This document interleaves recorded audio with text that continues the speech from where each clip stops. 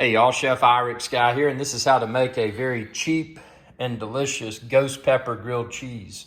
So what you do, you don't buy the regular cheese, you just buy the generic store brand shredded cheese because it's usually cheaper, and often they rotate the varieties of shredded cheese that are the cheapest. Then you get some of this ghost pepper powder, and you can expand this video's description and click the link there to find where to order it online. And you just generously put it on there, or if you don't want it too hot, maybe not put as much as I do because it's going to be extremely hot.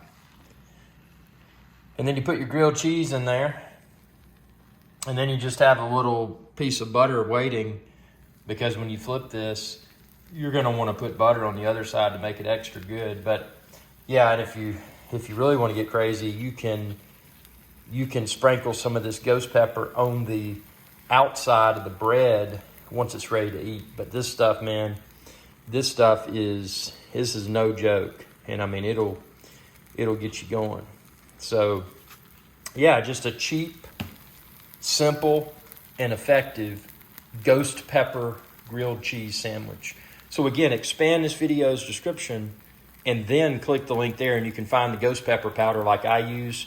Obviously for the bread, just go to your store, get the cheapest store brand white bread, and get the cheapest store brand cheese, shredded cheese. Because shredded cheese, you're usually going to get more cheese for your money, and it's usually cheaper also.